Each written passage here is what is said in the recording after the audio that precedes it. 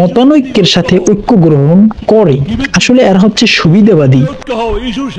আবার দাদা ঘরে যাও। ইস্যুভিত্তিক ঐক্যে বিশ্বাসী, বাংলাদেশে ইসলামের বিরুদ্ধে, তাওহীদের বিরুদ্ধে, রিসালাতের বিরুদ্ধে যদি কেউ কথা বলে, মুসলমান বাংলার যত মুসলমান নামধারী আছে সকল ঐক্যবদ্ধ তার প্রতিবাদ করবো। ঠিক কি বলো? ইস্যু ভিত্তিক ঐক্য, যখনই জরুরি কোনো ইস্যু আসবে আমরা ঐক্যবদ্ধ হব। রাজি আছেন সবাই? সবাই রাজি আছেন? আসসালামু আলাইকুম ওয়া রাহমাতুল্লাহ। প্রিয় দর্শক শ্রোতা, এতক্ষণ শুনতেছিলেন আপনারা ইস্যুভিত্তিক ঐক্যের কথা। বাংলাদেশে এখন সমস্ত আলেমরাই ঐক্যের ডাক দিয়েছেন, সবাই ঐক্যের কথা বলতেছে।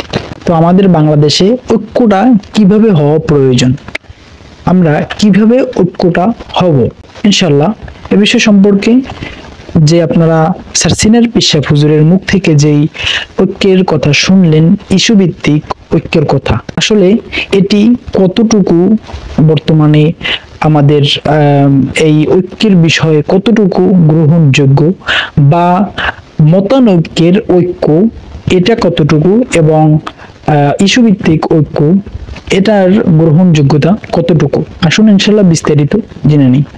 স্যার সিনিয়র পীর সাহেব হুজুর তিনি ঐক্যের কথা বলেছেন, ইস্যুভিত্তিক ঐক্য আসলে এটি বর্তমানে বাংলাদেশে গ্রহণযোগ্যতা এক কথায়। আর মতানৈক্যের সাথে যদি আমরা ঐক্য গ্রহণ করি তাহলে এটা কখনোই সম্ভব নয়। কারণ এটা কিভাবে সম্ভব নয়? একজন ভুল পথে আছে, একজন নবীজিকে গালি দিয়ে থাকে, তার আকীদায় সমস্যা থাকে, তার সাথে আমার মত থেকে তার সাথে যে আমি ঐক্য হলাম এটা গ্রহণযোগ্যতা নয়। কারণ তিনি ভুল পথে আছে, তিনি রসুলকে গালি দিচ্ছেন, তার আকীদা খারাপ, তার সাথে আমি কোনোভাবেই ঐক্য হতে পারি না।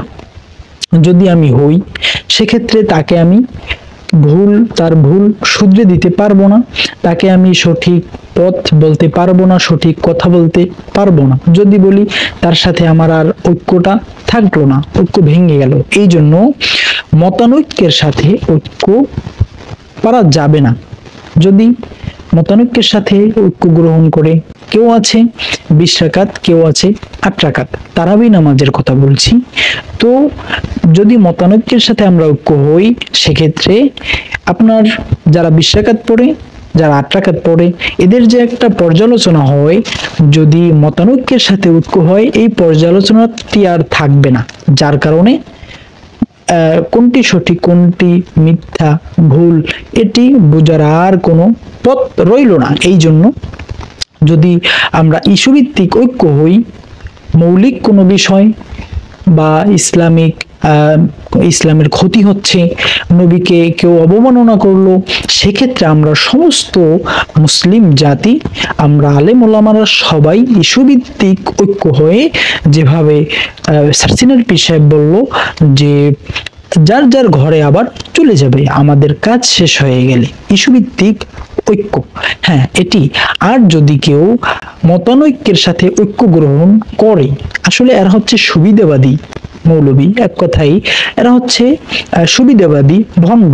অর্থাৎ এরা মতানৈক্যের সাথে ঐক্য হয়, হ্যাঁ এরা হচ্ছে সুবিধাবাদী। কিরকমের?